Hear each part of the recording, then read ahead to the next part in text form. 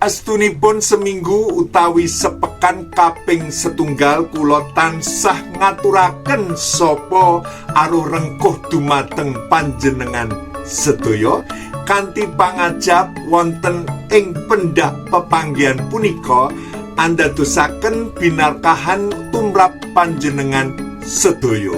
Boten kesupen kula ngaturaken sugeng pepanggihan malih kalian kula. Kados pundi kabaripun panjenengan? Menapa panjenengan sami bagas waras? Injih? Injih. Menapa kawontenan panjenengan sami sarwa sae? Iya toh? Ya no. Punika ingkang dados panyuwunan kula lumantar donga ingkang kula kunjukaken wonten ngarsa dalem Gusti Allah. Ewon dene wonten ingkang nembe manggih rubeda lan nandang rekaos, kasuwun boten perlu susah lan grantes utawi nelongso. Injih, ampun ketap-ketip mawon monggo dipun delengake kula nggih. Awit wonten ing giaran punika panjenengan badhe pikantuk kegiatan saking sabdo dalem Gusti Yesus. Pramila monggo sami tetep midhangetaken giaran utawi tayangan wonten Thing of Soul Channel punika ingkang namung cekaos ananging migunani ing saklamining gesang. Amin, amin, haleluya. Puji Tuhan.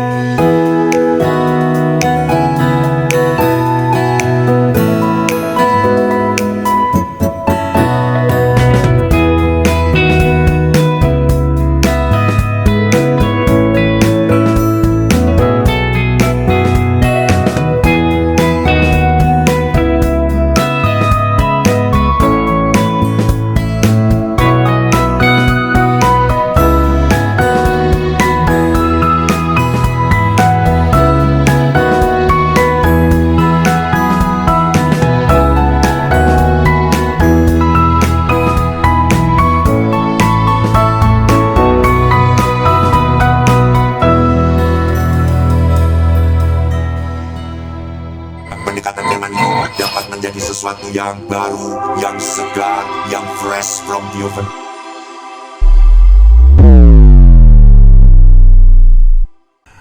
Soul Seeker menanggapi pemahaman yang beredar tentang keberadaan orang percaya yang seolah-olah akan kehilangan firman Tuhan dan juga tidak bisa mengalami kematian karena maut telah hilang, telah dicabut. Ini kok malah mengerikan sekali ya. Hal ini juga menjadi kegalauan diriku. Apakah benar firman akan diambil di bumi ini sehingga firman tidak dapat ditemukan? Mari kita telusuri dengan seksama pembacaan ini dari Amos 8 ayat 12. Mereka akan mengembara dari laut ke laut dan menjelajah dari utara ke timur untuk mencari firman Tuhan, tetapi tidak mendapatnya. Lalu dari kitab Wahyu 9 ayat 6, daripada masa itu orang-orang akan mencari maut, tetapi mereka tidak akan menemukannya. Dan mereka akan ingin mati, tetapi maut lari dari mereka. Soul Seeker, pengertian ayat-ayat ini tidak bisa dilepaskan dari konteks keseluruhan perikop itu. Mencari firman tetapi tidak menemukan seperti orang yang haus tetapi tidak akan mendapatkan air untuk melegakan kerongkongannya. Sedangkan di kitab Wahyu, di mana situasi dan kondisi yang akan terjadi pada masa akhir zaman, ingin mati tetapi tidak bisa mati. Soul Seeker, kedua bagian ayat dari kitab Amos dan kitab Wahyu jangan ditafsirkan dalam sebuah kondisi, waktu, dan tempat sesuai keinginan dirimu sendiri atau seenaknya. kita memprediksikannya, perjalanan pencarian firman, tetapi firman telah dicabut. Apakah ini benar akan terjadi pada masa-masa sekarang ini? Jika kitab Amos mengatakan firman dicabut, lalu apakah kita kehilangan firman? Atau kita bisa melupakan firman Tuhan dan sulit sekali mengingat-ingat ayat firman Tuhan yang pernah kita dengar? Apakah begitu? Bukankah kitab Mazmur mengatakan dalam Mazmur 19 ayat 4-5, tidak ada berita, tidak ada kata, suara mereka tidak terdengar, tetapi gema mereka terpencar ke seluruh dunia, dan perkataan mereka sampai ke ujung bumi. Artinya firman Allah tetap menggema sampai ke ujung bumi. Memang Alkitab ini hanya sebuah buku yang bisa dibakar, bisa dimusnahkan, tetapi gema pemberitaan Injil tetap menggema kemana-mana. Bahkan kita diibaratkan sebagai surat yang hidup, yang dibaca oleh orang lain, seperti dalam kitab Lukas 19 ayat 40. Akan tetapi Yesus menjawab, aku berkata kepadamu, jika mereka diam, batu-batu inilah yang akan berseru-seru. Jadi tidak berhenti kan? Firman terus, karena orang membaca firman yang sudah ada dalam kehidupan orang percaya sebagai surat yang hidup. Jadi basically bahwa firman Allah akan terus menggema, akan terus diberitakan hingga sampai penjuru dunia. Matius 24 ayat 14 mengatakan, dan Injil kerajaan ini akan diberitakan di seluruh dunia menjadi kesaksian bagi semua bangsa. Sesudah itu barulah tiba kesudahannya. Baiklah, sebelum membahas tentang kenaikan Tuhan Yesus, ada pesan firman Tuhan yang disampaikan oleh Tuhan Yesus menjelang akhir tugas Yesus di muka bumi. Yohanes 14 ayat 16 mengatakan, aku akan minta kepada Bapa, dan ia akan memberikan kepadamu seorang penolong yang lain, supaya ia menyertai kamu selama-lamanya, selami-laminya. Amin. Selama-lamanya Roh Kudus menyertai kita selama-lamanya. Roh Kudus menyertai kamu selama-lamanya. Ketika Roh Kudus diturunkan, selamanya tidak akan kembali lagi. When the Holy Spirit who descends will never return. Ketika Roh Kudus diturunkan, selamanya tidak akan kembali lagi. Penyertaan Roh Kudus untuk selama-lamanya bukan hanya long term, tetapi everlasting term. Ia ada di bumi ini, ia ada di dalam hati orang-orang percaya, murid-murid Yesus, dan Roh Kudus tidak tinggalkan kita. Roh Kudus tidak dicabut dari kehidupan orang percaya, karena dia akan menyertai orang-orang percaya sampai kesudahan alam, sampai kematian menimpa kita. Sebelum kematian, kebangkitan, dan kenaikan Kristus ke surga, Roh Kudus memiliki hubungan datang dan pergi dengan orang-orang. Seperti dalam kehidupan Raja Saul, dikatakan Roh Kudus mendiami, tetapi kemudian pergi daripada Raja Saul. 1 Samuel 16 ayat 14. Sebaliknya, Roh Tuhan turun atas Daud dalam 1 Samuel 16 ayat 13. Setelah perjinan Daud dengan Batsheba, Daud takut bahwa Roh Kudus akan diambil daripadanya. Mazmur 51 ayat 11. Kalau melihat kisah Raja Saul dan Raja Daud, berarti Roh Kudus bisa tinggalkan seseorang. Tetapi semua ini berubah setelah kenaikan Yesus ke surga. Dimulai pada hari Pentakosta, Roh Kudus mulai tinggal secara permanen di antara orang-orang percaya. Kisah Rasul pasal yang kedua. Berdiamnya Roh Kudus secara permanen adalah penggenapan janji Allah untuk selalu bersama dengan kita dan tidak pernah akan meninggalkan kita. When the Holy Spirit who descends will never return. Ketika Roh Kudus diturunkan, selamanya tidak akan kembali. Sementara Roh Kudus tidak akan pernah meninggalkan orang-orang percaya, tetapi adalah mungkin justru dari sikap kita yang dapat memadamkan Roh Kudus. 1 Tesalonika 5 ayat 19, atau mendukakan Roh Kudus. Efesus 4 ayat 30. Ingat soul seeker, dosa selalu memiliki konsekuensi dalam hubungan kita dengan Tuhan. Sementara hubungan kita dengan Allah aman di dalam Kristus. Dosa yang tidak diakui, kalau kamu tidak mengakui dosa dalam hidupmu, itu dapat menghalangi persekutuanmu dengan Allah dan secara efektif memadamkan kerja Roh Kudus dalam hidupmu. Itulah sebabnya sangat penting untuk mengakui dosa-dosa kita, karena Allah adalah setia dan adil dan akan mengampuni dosa-dosa kita dan menyucikan kita dari segala kejahatan. 1 Yohanes 1 ayat 9. Jadi sementara Roh Kudus tidak akan pernah meninggalkan kita, manfaat dan sukacita dari kehadirannya sebenarnya dapat menyimpang dari kita. When the Holy Spirit who descends will never return. Paham? Oke, soul seeker. Sekarang kita masuk peristiwa daripada kenaikan Tuhan Yesus. Sebetulnya sudah dinubuatkan, dan ini bukan suatu novelty, bukan suatu novum, bukanlah sebuah kebaharuan, tetapi peristiwa kenaikan Tuhan Yesus ke surga sudah direncanakan seperti kalimat ada tertulis. Demikian berarti Tuhan sudah memberitahukan rencana keselamatan itu.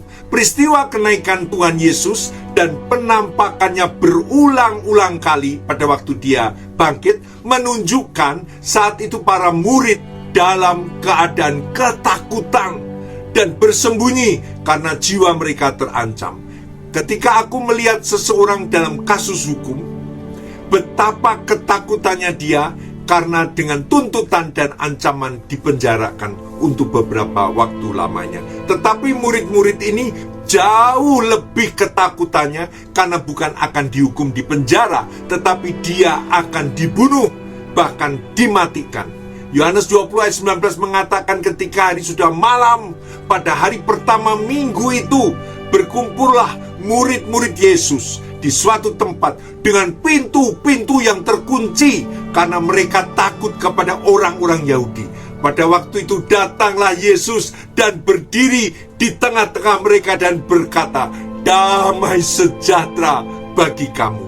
Mereka berkumpul bersama dalam satu rumah dengan pintu yang terkunci. Keep silent, jangan sampai kelihatan ada pergerakan, jangan memancing orang dari luar. Ini akibat dari sebuah ketakutan yang luar biasa, yang amat sangat terhadap orang Yahudi. Dan pada keadaan seperti itulah Yesus datang secara tiba-tiba dan berdiri di tengah-tengah mereka dan mengatakan, "Damai sejahtera bagi kamu."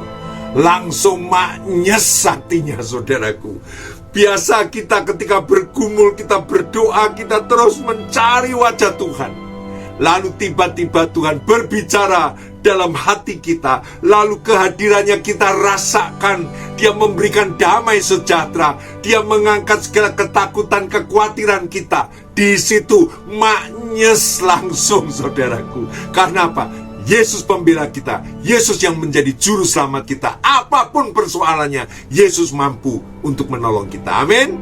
Memang benar, hanya kedamaian dari Tuhan yang dapat melenyapkan segala ketakutan, kekhawatiran yang ada, menjadi perasaan yang tenang dan percaya bahwa Yesus akan overcome dalam setiap pergumulan kita. Soul Seeker, ini membuktikan ketika kita dalam ujian hidup yang berat, Tuhan Yesus tidak tinggalkan kita.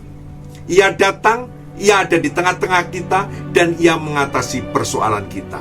Oleh sebab itu, Tuhan tahu bahwa kita membutuhkan Roh-Nya, yang membuat kita mampu mengatasi, yang membuat kita mampu untuk bertahan dalam situasi apapun adalah karena Roh Tuhan. Amin. Lukas 24 ayat 49, "Dan aku akan mengirim kepadamu apa yang dijanjikan Bapakku, Tetapi kamu harus tinggal di dalam kota ini sampai kamu diperlengkapi dengan kekuasaan dari tempat tinggi, dari surga, dari kediaman Tuhan. Roh itu akan diberikan, dicurahkan hanya bagi orang yang percaya kepada Yesus. Hanya bagi orang yang mengabdi, yang membuka jiwanya, menerima Yesus sebagai juru selamat. Dia akan berikan rohnya yang kudus. Oleh sebab itu orang-orang mengatakan, aku baru bete, aku baru bingung, aku baru stuck, aku baru frustasi. Aku cari penghiburan di clubbing, di klub-klub malam. Aku cari penghiburan dengan minum. Aku mencari penghiburan dengan melupakan, dengan memakai narkoba. Salah. Itu orang dunia.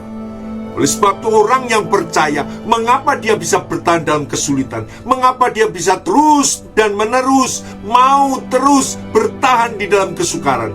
Karena ada rohnya, ada roh Tuhan, ada roh yang dikirim dari atas, yang menguatkan dia, yang membuat dia jadi kuat, membuat dia jadi mampu mengatasi segalanya, hanya karena roh Tuhan. Amin. Yohanes 14:16 mengatakan, aku akan meminta kepada Bapa, dan ia akan memberikan kepadamu seorang penolong yang lain, supaya ia menyertai kamu selama-lamanya, selami-laminya.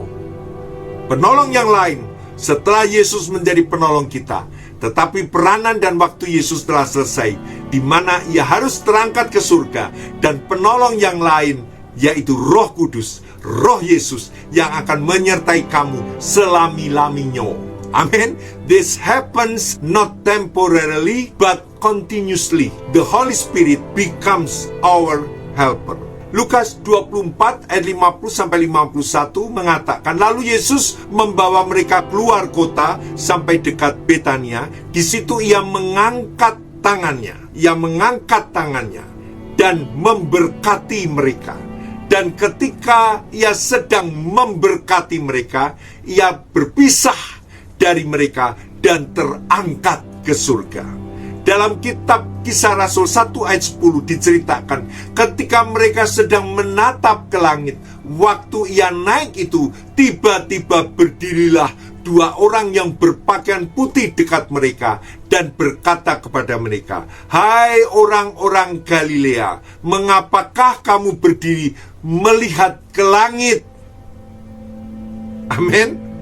Mengapa yang kamu lihat ke langit? Apa yang kamu lihat? Soul Seeker, aku pernah mengalami ketika beberapa tahun yang lalu, aku baru sadar bahwa penguasa udara, setan itu ada di langit. Dan Soul Seeker tahu, kalau Paulus mengatakan diangkat Tuhan di atas langit yang ketiga, berarti dia di atas langitnya setan. Setan ada di langit. Dan ketika aku melihat gambaran ini, mega kok seperti gambar orang, seperti gambar monyet. Ini awan kok seperti gambar monyet. Kok ada matanya? Saya perhatikan, saya perhatikan. Dan benar, ketika saya hilangkan dari foto itu kabel yang merintangi, dan itu benar kelihatan gambar wajah setan. Saya waktu lihat itu, saya bilang, darah Yesus. Aku sembuh. Aku disembuhkan Tuhan. Aku tidak takut akan maut.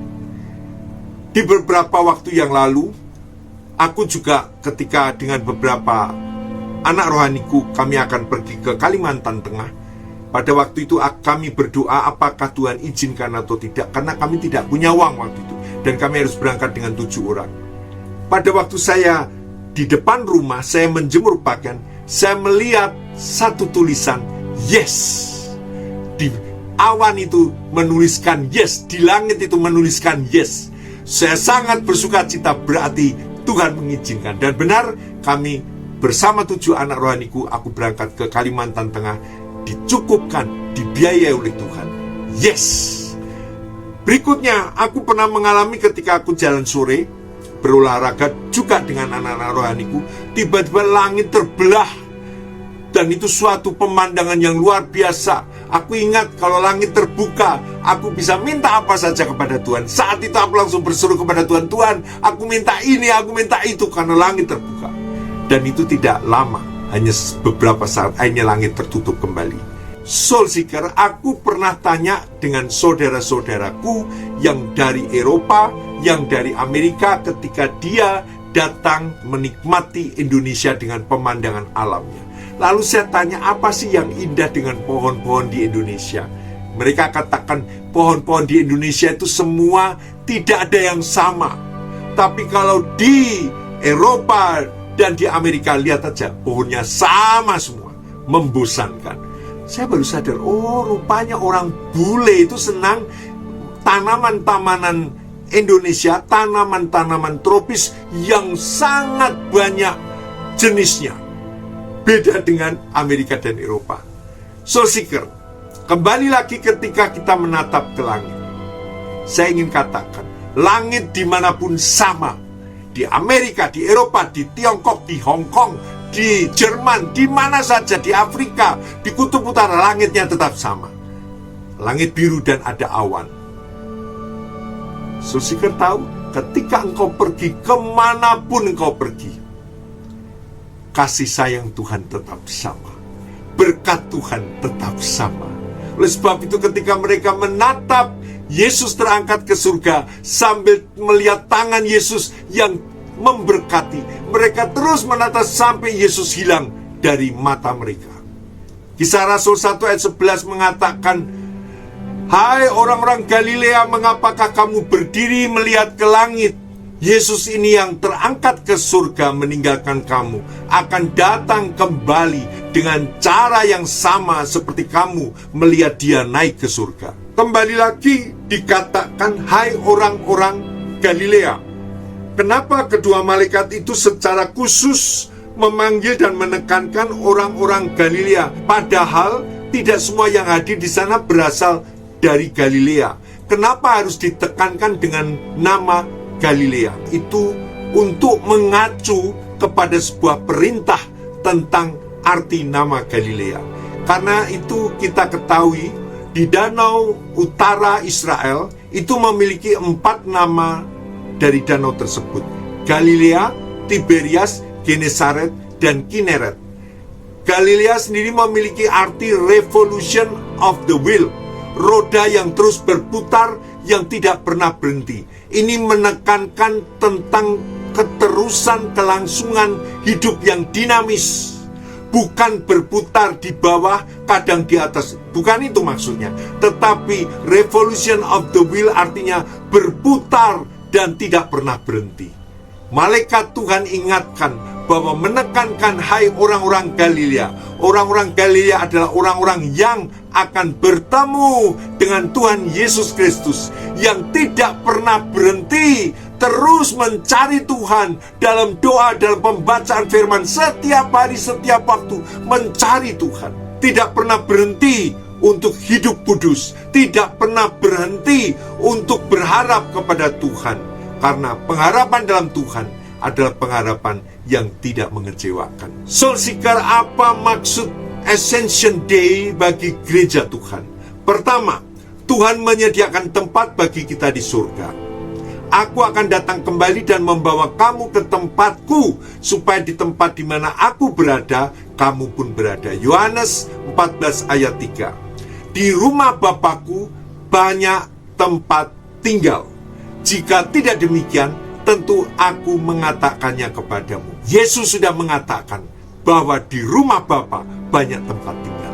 Sebab aku pergi ke situ untuk menyediakan tempat bagimu. Dan apabila aku telah pergi ke situ dan telah menyediakan tempat bagimu, aku akan datang kembali dan membawa kamu ke tempatku, supaya di tempat di mana aku berada, di mana Yesus berada, kamu pun berada. Yohanes 14 ayat 2-3.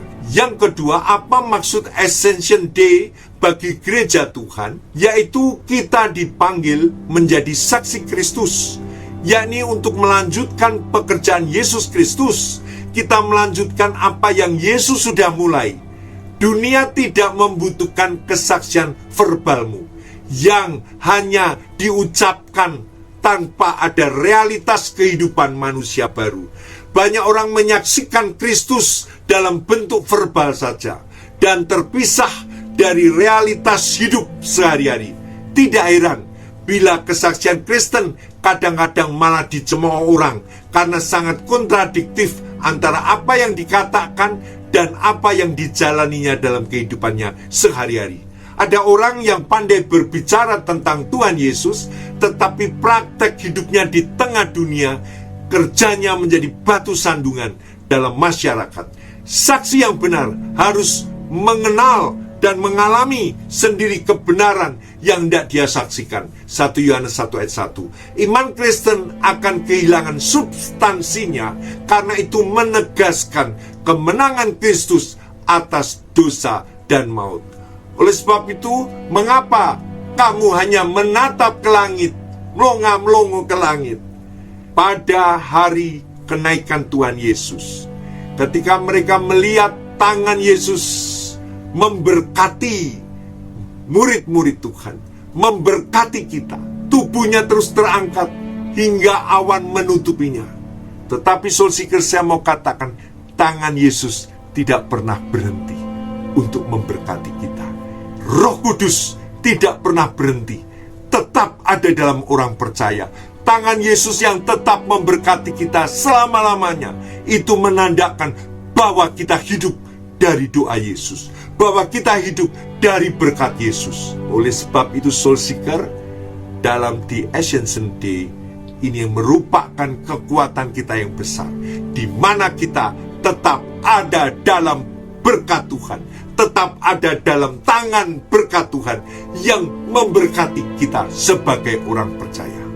Soul Seeker, seandainya di antara kalian ada yang belum percaya, ini kesempatan yang terbaik untuk kamu membuka hatimu, untuk kamu serius dalam hidupmu, karena tidak ada keselamatan lain kecuali hanya melewati Yesus Kristus. Dan tidak ada kekuatan lain yang dapat memberikan kita kuat kecuali hanya karena Roh Kudus, Roh Yesus Kristus. Ketika Roh Kudus diturunkan, selamanya tidak akan kembali lagi. Amin. Aku akan berdoa. Tuhan Yesus, kami hidup di bawah tangan berkat-Mu. Tuhan Yesus, kami hidup di dalam kekuatan Roh-Mu yang kudus. Pada hari ini Tuhan, biarlah kami menyadari, biarlah kami sadar betul bahwa kami hidup oleh karena berkat dan perlindungan Tuhan. Hari ini Tuhan, tidak ada satu kesangsian, tidak ada satu kebingungan, tidak ada satu kegelisahan. Karena kami tahu waktu yang daripada Tuhan itu ditentukan oleh Tuhan. Tetapi kami sadar bahwa kami hidup di dalam berkat Tuhan. Kami terus melihat bahwa Roh Kudus tidak pernah meninggalkan kami. Tuhan Yesus, seandainya ada di antara kami yang melihat tontonan ini, yang belum mengerti, yang belum tahu, Tuhan, aku ingin mengatakan supaya mereka pun ditolong Tuhan, supaya Roh Kudus masuk dalam hatinya. Mereka membuka hati dan menerima Yesus, hanya mengucapkan, Tuhan, masuklah dalam jiwa kami. Dan di situ Tuhan akan mengerjakan, Tuhan akan menunjukkan hal-hal yang ajaib, hal-hal yang tidak mungkin, hal-hal yang mustahil dalam hidup kami. Dan Tuhan akan memberkati kami. Terima kasih Tuhan. Biarlah berkat yang kami rasakan dari Tuhan Yesus hari ini menjadi kesukaan kami untuk besok dan sampai selama-lamanya. Terima kasih Tuhan. Berkat-Mu senantiasa ada dalam hidup kami. Di dalam nama Tuhan Yesus kami berdoa. Amin. Tuhan memberkati Soul Seeker. Semangat. Ini satu kebenaran firman Tuhan, bahwa tangan Tuhan naik ke atas, tetap memberkati kita sampai kita melihat, sampai kita tertutup dengan awan-awan. Tuhan tetap memberkati kita. Dan dalam keadaan yang sama, Dia akan datang kembali menjemput kita. Karena rumah kita di sana sudah disediakan oleh Tuhan. Karena Tuhan rindu, di mana Tuhan berada, kita pun berada. Tuhan Yesus memberkati, tetap semangat, haleluya.